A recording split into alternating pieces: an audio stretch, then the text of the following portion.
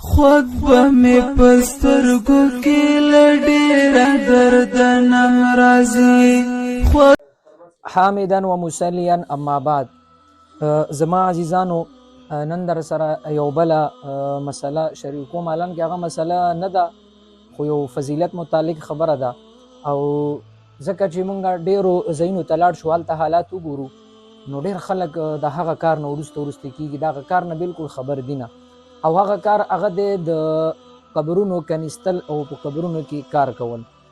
محترمو، دا مونږ ته ډیر ساده کار ښکاري، خو د ډیر لوی فضایل راغلي دي په کتابونو کې.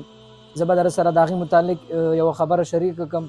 یو حدیث مبارک کې راغلی دی، المستدرک کتاب هغه راوړی دی، دغه رنګې الترغیب والترهیب هغه هم راوړی دی. پیغمبر علیه الصلاة والسلام حدیث فرمایلی دی، لوی حدیث دی. زه به تاسو ته دغه خپله د موضوع مطابق خپله حصه راواخلو.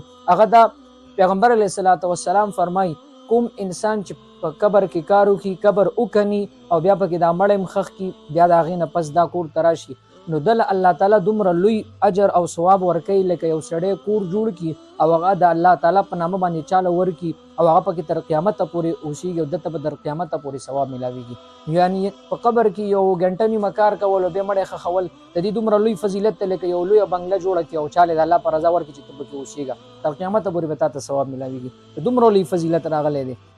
بل حدیث مبارک کې راغلی دی، حضرت ابو هریره رضی الله عنه فرمایي، نبی علیہ السلام فرمایلی دي چې کوم خلک په جنازه کې د مړي شرکت وکړي هغه ته یو قیرات ثواب میلاویږي، او کوم خلک چې بیا د مړي سره قبر ته لاړ شي هلته خښ کړي نو هغه ته 2 قیراته ثواب میلاویږي.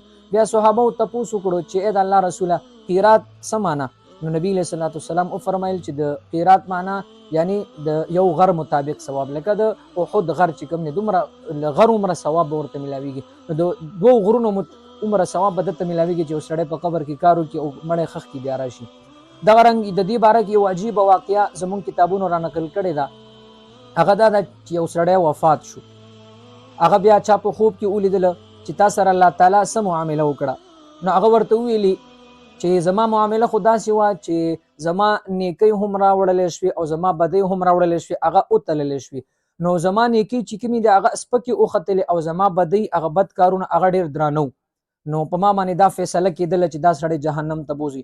خو په دې کې چې ما وکتل یو شاپر یو تیلی وه هغه راوړلی شوه، زما دغه نیکو په تله کې کېښوستلی شوه. چې ما وکتل هغه شاپر چې د نیکو په تله کې کېښوستلی شو هغه درنه شوه. نو بیا زما په باره کې حکم وشو چې دا جنت ته بوځي.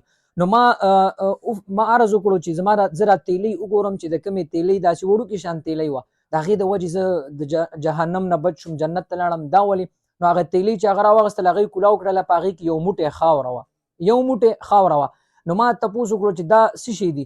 نو دا راته هلته عرض د الله تعالی راته وفرمایل یا د فرشتو په ذریعه باندې ما ته دا حکم وشو چې دا خاوره هغه خاوره ده، ته یو ورځ تللی وي قبر ته، اول ته په مړي باندې تا خاوره اچولې وه، یو موټی خاوره دې راخیستې وه، هغه دې دا مړي د قبر د پاسه اچولې وه او د الله د رضا لپاره دا تا کار کړی، نو لہذا دا هغه خاوره ده. نو محترمو دا وګوري، یو موټی خاوره انسان د جهنم نه بند کړي او جنت لوالی بوځي. نو د دې نه پته لګي چې د قبر کولو کې ډېر انتهایی زیات ثوابونه دي او د هغې ډېر زیات فضیلت دی. بل هسې هم چې انسان ژوندی وي د هغه په موږ باندې حقونه وي، نو څرنګه چې مړ شي د مرګ نه پس هم د هغه په موږ باندې حقونه دي. نو د هغه د یو حق دا دی چې د هغه په جنازه کې شرکت کول او هغه قبر ته تلل او قبر کنیستل. ځکه دا نن سبا موجوده موږ نوجوانان وګورو د قبرونو نه ناخبره وي، د هغې د ویستلو په چل باندې نه پوهېږي، حالانکې د دې ډېر زیات ثوابونه دي. نو دا مې تاسو سره مختصر شان د قبر متعلق هغه د ثواب متعلق ویډیو وکړله. نو عرض به دا وي چې دا تاسو شیر هم کوئ، سبسکرایب هم کوئ او په دې باندې عمل وکړئ، نور مسلمانانو ته هم دا پیغام ورسوئ. الله تعالی دې موږ تاسو له په دې باندې د عمل کولو توفیق را نصیب کړي. واخر دعوانا ان الحمد لله رب العالمین.